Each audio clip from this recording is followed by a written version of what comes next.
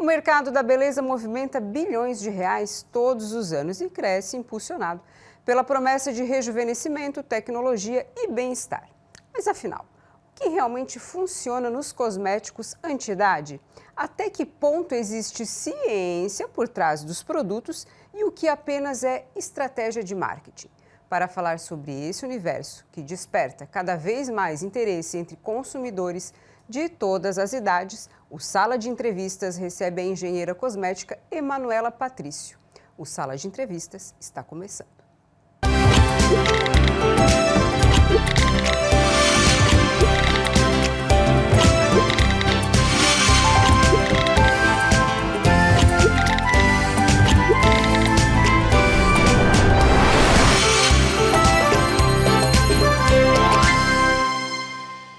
E é sobre esse universo infinito de possibilidades e eu já estou aqui com ela para conversar sobre isso com a Emanuela Patrício, nossa engenheira química, também engenheira cosmética e com especializações aí, uma estudiosa e também já atua na área há mais de 10 anos, né, Emanuela? Obrigada pela sua presença aqui, viu? Seja muito bem-vinda. Pelo convite, muito obrigada. Então, eu já vou começar com uma pergunta aí que é a pergunta-chave, né?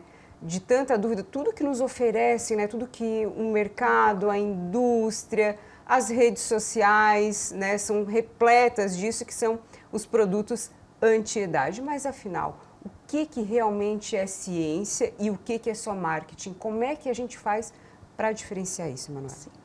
É que para entender primeiro como o cosmético anti-idade funciona, nós precisamos entender a nossa pele. Né?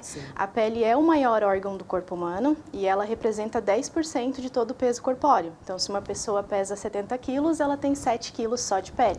A principal função da pele é não deixar nada entrar. Então, para um cosmético dar resultado, ele vai ter que penetrar essa camada protetora da pele. Um cosmético anti-idade, ele precisa chegar na segunda camada da pele, que hoje ela é constituída por 3 camadas. Ali tem um único tipo celular, que são os fibroblastos. Eles produzem colágeno, elastina, ácido hialurônico. Quando essa pele é jovem, ela está com essa produção a todo vapor, né? A hidratação, a quantidade de água, está tudo no topo, está perfeita. Até que idade, mais ou menos, isso ele vai produzindo assim abundância? Quando é que isso começa a já precisar do auxílio aí de um cosmético? A gente divide acima de 20 anos até 35 anos, então está perfeita, ela está produzindo, os fibroblastos estão com toda a energia. Então, os 30 mais, as 30 mais e os 30 mais ainda tem um bom tempo sem precisar desses recursos. Acima dos 35 anos de idade, estima-se que a pele ela perda 15% de água. Então, ela perde 15% de hidratação. Em quanto tempo? 15%? Tipo, em um ano? Aproximadamente na virada... Isso, até os 50 anos de idade. 35 até os 50. Escalonado. Isso, escalonado. E a produção de colágeno, elastina, ácido hialurônico, esses fatores essenciais para manter a nossa pele jovem, ela também diminui. Porque o fibroblasto fica cansado, ele fica com fadiga, a gente diz, então ele vai diminuindo a produção. Quando essa pele ela ultrapassa os 50 mais, diminui em 30% a hidratação da nossa pele, a de água, e também a produção de colágeno, elastina e ácido hialurônico. Depois dos 55 até os 65 é onde nós começamos a observar as rugas, né, mais visíveis. A pele ela enruga, ela fica extremamente flácida, né? Ela cai, murcha, isso. A gente sempre compara com uma ameixa seca, né? Porque mais de 55% de água some, se desidrata. E também a produção de todos esses fatores essenciais é diminuída em 50%, então pela metade. Por isso que é mais comum ver os sinais, né, do envelhecimento nessa idade. O que está em alta hoje são os peptídeos, né, o tripeptídeo de cobre, que está se falando, PDRN, exossomas, ácido hialurônico. Esses ativos, eles sim entregam resultado para a pele, porque então, eles... é aí aonde o consumidor não está sendo enganado. Isso, não, ele não está sendo enganado. Ele é enganado quando a marca ou o produto promete algo milagroso. Cosmético não é medicamento, ele sim dá resultado, ele trata, mas ao longo prazo. Então, se uma pele ela é bem cuidada desde os 20 anos de idade, lá nos 55, 65 anos, ela vai conseguir retardar os sinais do envelhecimento. né? Ela vai conseguir atrasar as linhas finas, nessa parte aqui onde a gente mais fala, na parte da testa. O pescoço também é onde apresenta bastante sinais, a mão. Então, quando esse tratamento cosmético é feito com antecedência, nós conseguimos sim resultados muito satisfatórios. Mas quando a pessoa está lá dos seus 20 aos seus 35 anos, que é onde tudo está funcionando ali na pele, a questão Tudo da hidratação, está tudo sim. perfeito. É ali que ela deve começar já com esses cosméticos, esses peptídeos, enfim, esse arsenal que a indústria coloca ou não? Não é necessário. Ela precisa limpar adequadamente essa pele, hidratar essa pele, mas não com produtos muito hidratantes, um hidratante básico mesmo. Adequado à sua pele, daí também, né? E um protetor solar para proteger contra a radiação. É o que ela precisa diariamente. Até os 35 anos, isso seria o suficiente. Isso. Porque a gente vê muito, né, a utilização desses recursos com as pessoas cada vez mais jovens. E a gente vê muito falar também que eu faço, sei lá, Botox com 23 anos por prevenção. Sim. Né? E isso é realmente É que quando eficaz? já é um procedimento estético mais invasivo, ele é eficaz, sim, né? Ele vai penetrar... Aqui a gente está falando apenas de tratamentos de prevenção. mais superficiais. É aquilo que a gente encosta, que a gente toca na pele. Isso, que a gente trata, porque a pele ela não deixa nada entrar, é difícil. São os cremes, um hidratante, os tópicos, um sérum, isso. Uma rotina de skincare, né, mais adequada. Que toda influencer ou os influencers, né, estão aí com... Todo mundo hoje expõe, né? Meu skincare, minha rotina de skincare. Virou uma rotina, virou uma tendência, uma trend hoje fazer uma rotina de skincare diariamente, usar produtos coreanos, produtos de embalagens mais sofisticadas, né? Até porque tá todo mundo usando. E na pandemia, em 2020, o setor de cosmético ele foi decretado como um setor essencial para a saúde, porque eleva a autoestima, sim, do consumidor. Então, se o consumidor está bem com a sua pele, ele está bem para viver. As pessoas estavam muito abaladas, né, se sentindo sozinhas, e começaram às vezes a se cuidar mais, né? Isso foi muito bom. No início você falou que o mercado de cosmético movimenta bilhões. E realmente, só que uma parte desse dinheiro é destinado para o estudo, para a ciência, para trazer resultado. Não é só lucro. Quando falamos de bilhões, nós estamos falando apenas de lucros. Do valor total, E a outra parte é destinada para o marketing. Só que é um marketing que é feito para fazer o consumidor entender que ele está comprando ciência, mas na verdade ele não está. Então esse marketing ele entra quando eles escolhem influencers de peles maravilhosas, feitas por... Já vem com essa predisposição, que existe isso também? Existe também, geneticamente a pessoa já vir com uma pele diferente da outra, que ela é uma pele com mais hidratação, com menos disposição ao envelhecimento. Ela é mais protegida, né? Que é os fatores intrínsecos que a gente fala.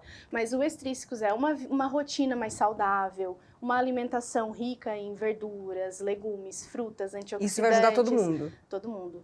Hidratação, água, né? Consumir no mínimo ali de 2 a 3 litros de água por dia é muito importante, porque a partir do momento eu tô aqui conversando com você, eu tô perdendo água. A minha pele tá desidratando e isso a pele sente. Os fibroblastos vão diminuindo a sua produção de colágeno, então é muito importante. Uma rotina de sono, principalmente para as olheiras, né? Dormir bem, no mínimo 6 horas por noite, já é suficiente para retardar os sinais do envelhecimento. São coisas que até aí não custam caro, não né? Não custam caro. Tu não precisa ir na farmácia, tu não precisa ir nem no dermatologista para ter essa recomendação. Exatamente. Uma rotina de atividade física, né? Uma rotina ativa para o nosso corpo realmente se desenvolver bem. Tudo contribui para a nossa pele, porque, mais uma vez, ela é o maior órgão do corpo humano. Aí depois o tratamento seria só a cereja do bolo mesmo, seria só aquele auxílio, como a gente fala, ele vai dar uma acelerada, ele vai dar no que tu já faz continuamente. Mas a minha pergunta também foi, Emanuela, em relação a como que eu sei que eu estou sendo enganada ou não nesse arsenal, né? Porque daí é pela internet principalmente, né? Muita coisa. Vem muita coisa. É que muitos mitos hoje são ditos, né, por influencers e por marcas. A marca cosmética, ela vai trabalhar no marketing, selecionando influencers, claro, como eu estava dizendo, com a pele perfeita, num estúdio com uma iluminação perfeita para vender, mas marcas renomadas que realmente querem entregar resultado, elas vão focar em estudos científicos. em estudos que comprovem a sua eficácia.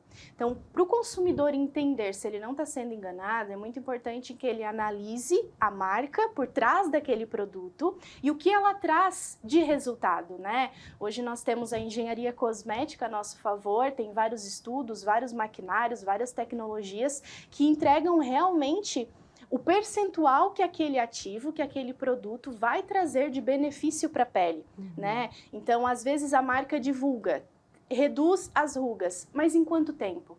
Né? Em que pele que foi testado? Será que foi numa pele jovem que não tinha rugas? A gente vê muito dermatologicamente testado, estudos clinicamente testado, Isso, né? O estudo dermatológico é um estudo de segurança, é o HRIPT que a gente fala. Ele avalia se a pele vai ter alguma irritação com aquele produto, alguma sensibilização, coceira, vermelhidão. Todo produto que tem dermatologicamente testado passou por esse estudo. Que daí, pelo menos 90, mais de quantos por cento das pessoas não vão ter problema? 98%. Também não é nem 100%, Não é 100%, porque hoje, era um assunto que eu queria trazer também, com excesso de skincare, excesso de produtos. Saiu uma pesquisa recentemente que está aumentando os índices de pessoas com peles sensíveis. Rosácea, vermelhidão, e o grande produto, né, o grande responsável por isso é a quantidade de produto cosmético que ela está usando em sua rotina. Entendi. Então, o excesso de cuidados está trazendo também problemas. Isso, eu vou parar só um pouquinho aqui, porque a gente vai para o primeiro intervalo e na sequência a gente volta então falando do excesso de cuidados com a pele.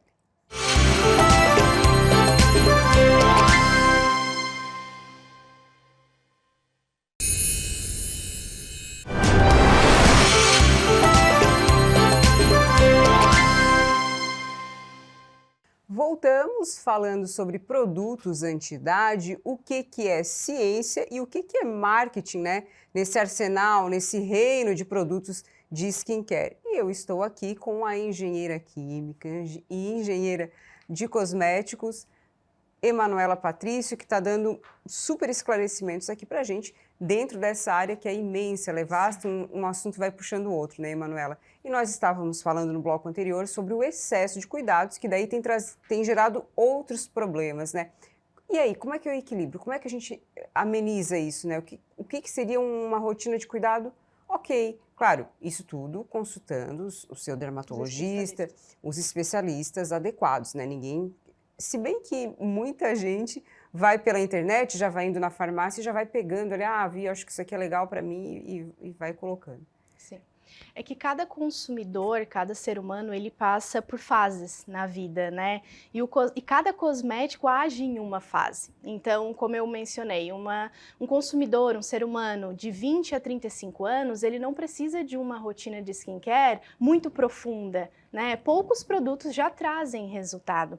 A partir dos 35 anos, que esse consumidor ele precisa incluir na sua rotina um ativo firmador, né? Um ativo clareador, então o firmador pela manhã, o clareador à noite, que daí tem vários ativos que a gente pode trabalhar com relação a isso e marcas. Isso se a pele precisar realmente de um... Não, é importante.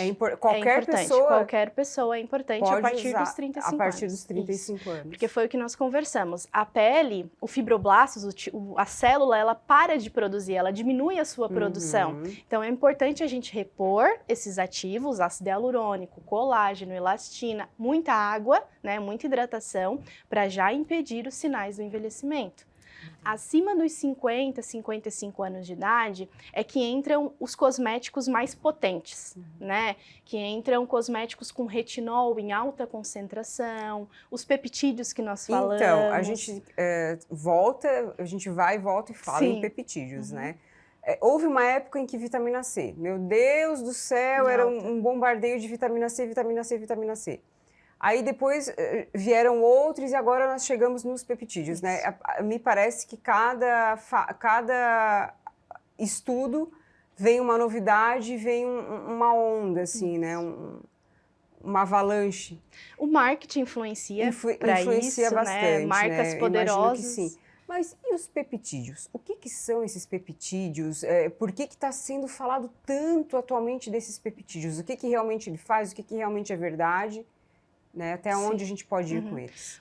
Nós temos peptídeos dentro do nosso organismo, eles são... E qual é o papel do peptídeo no organismo? Então, eles são fragmentos de aminoácidos, pequenas proteínas, e eles sinalizam, são mensageiros, eles sinalizam o que as células precisam fazer.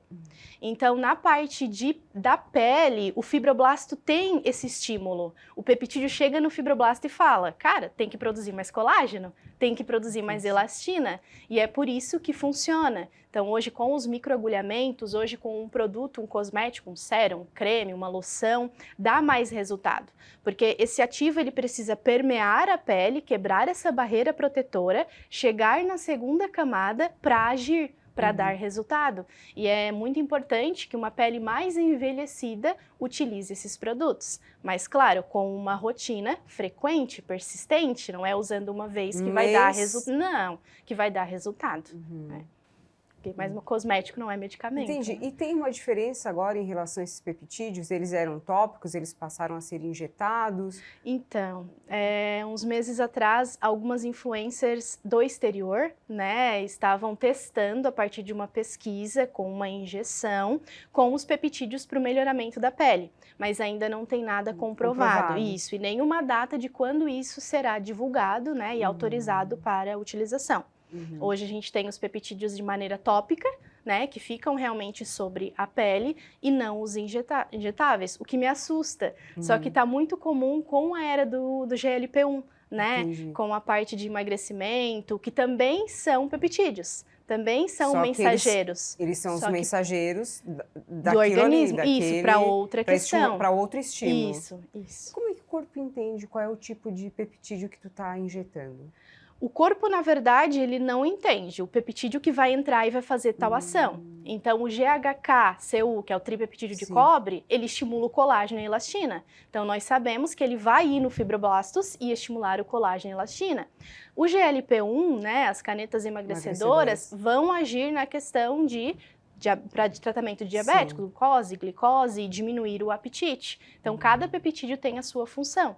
Assim como a vitamina C, que é um poderoso antioxidante. Ela age realmente no rejuvenescimento e na uniformização do tom de pele, como tantos outros ativos. E como é que está a indústria brasileira em relação a isso? Porque a gente vê muito também se falar dos produtos coreanos, né? Os produtos coreanos agora, meu Deus, qualquer lugar que você vá, que você queira comprar um simples hidratante, não, mas tem esse da Coreia, que eu estou testando o produto da Coreia. O que tem de bastante verdade nisso em relação aos produtos coreanos? Não querendo prejudicar ninguém, não é isso, que a gente está trabalhando com informação, né?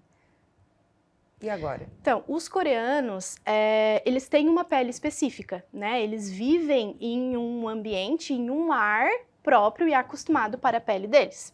O que veio muito foram marcas coreanas, com muito marketing envolvido, com muito poder de divulgação e que realmente chegou em várias partes do mundo. Não significa que os produtos nacionais, os produtos daqui, não trazem resultado. O consumidor, sim, precisa verificar os produtos e os estudos clínicos comprovados sobre cada produto. Então, seria mais seguro, por exemplo, um brasileiro consumir um produto que foi estudado clinicamente, desenvolvido no Brasil para brasileiros, do que, às vezes, se aventurar com um produto, às vezes, caríssimo. Que pode não se comportar bem na pele dele. Não apresentar o resultado esperado. Isso mesmo. As coreanas, elas são conhecidas por serem mais jovens por mais tempo. Né? Elas têm uma pele sempre... É difícil você ver uma coreana com marcas na pele, né? Não só as coreanas, como os homens coreanos também. Sim, os coreanos, os chineses e japoneses, né? Os asiáticos no total, é bem difícil. Então, o consumidor, claro, pode testar, sim, produtos asiáticos e pode dar muito resultado, como também pode não dar, né? Então, é importante ele fazer essa avaliação para o tipo de pele dele, né? Para ver o que mais vai se encaixar. Precisa ser caro para a gente manter uma pele mais jovem? Não, não precisa. O que deixa um produto com valor agregado pode ser a embalagem, né? Uma embalagem mais elaborada, uma embalagem mais tecnológica, que tem os olhos, que chega primeiro que compra pelos olhos, isso, que tem um valor mais agregado para a sua produção. A marca pode ter um público mais premium, mais nobre, e não tem como diminuir a faixa de preço do produto dela, então tem um valor mais agregado.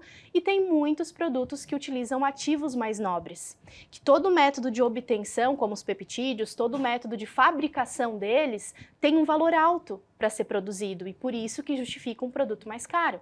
Então, depende, né? Seria mais correta a resposta, tem que fazer a avaliação. Essa marca, ela é conhecida por entregar resultado, por utilizar ativos em grandes percentual, então vale a pena o uso. Se não, aí compensa mais comprar um produto de baixo custo que vai entregar mais resultado. Tá, daí nós estamos lá ou na farmácia ou no mercado, que né, hoje em dia, acho que até em lojas de conveniência você consegue comprar um hidratante. Como é que eu vou identificar que aquela marca, não, essa marca que ela parece estar falando sério, né? Que isso não é marketing, onde que eu vejo isso? E o que vai estar escrito para que eu possa, para que a gente possa identificar? Sim. Em primeiro lugar, todo produto cosmético autorizado para comercialização, ele tem um número de processo atrás, que pode ser consultado facilmente no site da Anvisa. Isso significa que a empresa que produziu aquele produto, ela é homologada pela Anvisa e todo o processo de produção é feito com segurança, é feito com qualidade. Né? Então, a partir do momento que um consumidor verificar o número, ou não ter o número de processo, o que é muito perigoso, ou ter o número de processo e for consultar e não estar apto para comercialização, ele já tem que ligar um sinal de alerta. Informações claras, é obrigatório hoje ter o prazo de validade do produto, que pode ser de 2 ou 3 anos, precauções, né, as advertências, o modo de uso bem claro, percentual dos ativos, traz muita confiança para quem está comprando o produto, né? Por exemplo, ácido hialurônico a 1%, peptídeo a 3%. Então, isso traz mais... Mas daí qual é o índice? Como é que eu vou saber que o 1% é ok e que o 3% não é ok? Com muita pesquisa. Aí hoje está muito fácil a gente ter acesso à informação. Pega o celular, dá um Google ali, uma pesquisada, pergunta para a inteligência artificial. Mas para a gente aqui, tem... O que tu diria? Então, 1% não é, de tal... Já é bom. Não é quanto maior, melhor o percentual. Existem estudos clínicos, literaturas. Eu, como formuladora, eu sempre avalio a questão da literatura, o que o fabricante está dizendo que o produto entrega em tantos percentuais. Por exemplo, o pantenol é a vitamina B5. Utilizando 0,5% já é muito adequado para entregar uma hidratação extrema na pele. Mas podemos utilizar... E para rejuvenescimento? Quais são os ativos, né, de rejuvenescimento que eu consigo identificar facilmente num pote de creme ali? Sim. E que eu sei que vai... Não, é isso aqui, ele está falando a verdade aqui. Ácido hialurônico. Ácido hialurônico. Né? Que daí existem o de baixo peso, médio e alto peso, então ele sempre vai estar ali na faixa de 0,5% até 1,5%, dependendo do peso dele. Não que 0,2% não vai dar resultado. Do tamanho do produto, né? Do pote. Não, o percentual. Muitas marcas estão trazendo agora o percentual dos ativos. Então elas marcam ácido hialurônico, 0,5%. Então o consumidor já entende que ali dentro tem 0,5% desse ativo. Que tá bom. Isso, que tá entregando. Isso. Um formulador, ele usa 0,10 de ácido hialurônico em ação coadjuvante com outro ativo, né? Então, para dar mais resultado. Além do ácido hialurônico, qual é o outro ativo que também... Vitamina C. Vitamina C, retinol, os peptídeos, né? A niacinamida, muito consagrada. Niacinamida. Tem até em creme de tratamento de assadura, né? Sim, de criança. Sim. Ela é a vitamina B3. Vitamina então, B3. Ela vai agir nessa questão anti-inflamatória da pele, ela diminui a vermelhidão. Só que tem que ter cuidado, né? Porque daqui a pouco a pessoa vai pegar o creme lá da criança e colocar no rosto. Não é o ideal. Pode obstruir os poros, produzir acne, dar alergia, dar mais oleosidade para a pele. Então tem que ter bastante cuidado. Bastante cuidado, então, para a gente fechar, Emanuela, qual é a tua orientação, né? Qual é a tua dica aí para quem gosta muito, né, desse universo, para quem nem é tão interessado nesse universo, mas que quer começar a fazer o seu skincare? Cuidar, sim. Primeiramente, não acreditar em tudo que vê, né? Não acreditar em qualquer informação que uma influencer passou, uma celebridade, ou até uma que se diz especialista passou. Pesquisar muito, né? Utilizar produtos adequados para o seu tipo de pele, então consultar um dermatologista, consultar um esteticista, fazer a avaliação, entender a sua pele, né? Muitas pessoas com pele oleosa não usam produtos hidratantes porque a pele oleosa e uma coisa não tem nada a ver com a outra. Usar protetor solar. O protetor solar ele não foi só desenvolvido para evitar queimaduras, ele ajuda muito na questão do envelhecimento da pele, para evitar o envelhecimento. Então, usar protetor solar todos os dias. Tá? Agora, Emanuela, qual a tua rede social? Quem que tiver alguma dúvida ali pode te chamar por onde? Pela arroba, né, o Instagram, Emanuela Patrício. Isso. Arroba Emanuela Patrício. É com 2 L's esse Emanuela? Emanuela com 2 L's. Com 2 L's, no Instagram, isso? No Instagram, é. Eu tenho o e-mail comercial também da minha empresa, que é emanuela@enfaconsultoria, mas pode sim me chamar pelo Instagram que eu converso. Conversa ali. Se alguém tem algum interesse em lançar uma linha cosmética ou ampliar o seu portfólio da linha cosmética, pode entrar em contato com a minha empresa que vai ser um prazer ajudar. Tá certo, Emanuela. Muito obrigada mais uma vez, viu, pela tua participação, pelos teus esclarecimentos. E assim nós chegamos ao fim de mais uma edição do Sala de Entrevistas. Hoje nós conversamos com a engenheira cosmética Emanuela Patrício sobre os bastidores da indústria da beleza, os desafios do mercado de cosméticos anti-idade e o que realmente faz diferença na hora de cuidar da pele. Muito obrigada pela sua companhia e se você perdeu algum trecho ou quer rever esta conversa completa, a entrevista já está disponível no nosso canal no YouTube /TV Primavera. Obrigada pela companhia mais uma vez e até a próxima edição.